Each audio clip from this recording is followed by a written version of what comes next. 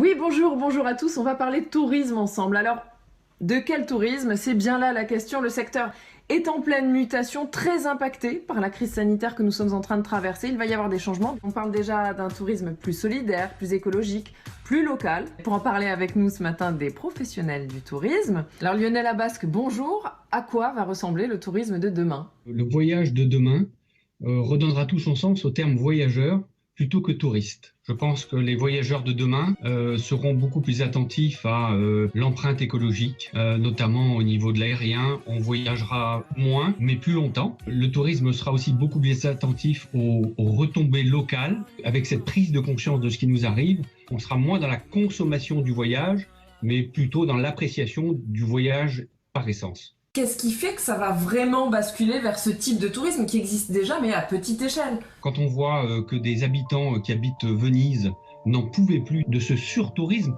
qui n'a absolument aucun sens. Beaucoup de villes, beaucoup de pays seront attentifs à cela.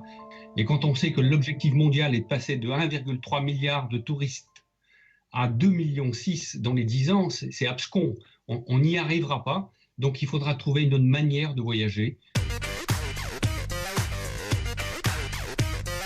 Monsieur Arinaud, donc vous êtes d'accord, il va y avoir un changement dans nos pratiques de tourisme. Moi, je me demande comment le mettre en place, ce changement. Est-ce qu'on doit légiférer? Je pense qu'il ne faut pas vouloir imposer les choses aux visiteurs. Il faut générer des contraintes dans les destinations touristiques, notamment réguler les flux, interdire, permettre uniquement, donner des jauges et permettre uniquement un certain volume de clientèle. Ça se fait déjà sur bon nombre de territoires.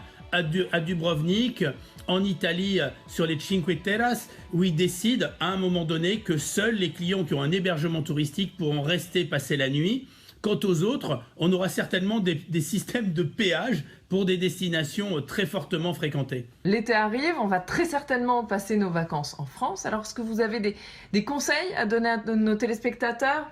Que faut-il faire pour sauver notre été? La destination France recèle de joyaux à proximité de chez soi, et quel que soit l'endroit où on habite en France, on peut à 200 km de chez soi trouver de sublimes destinations.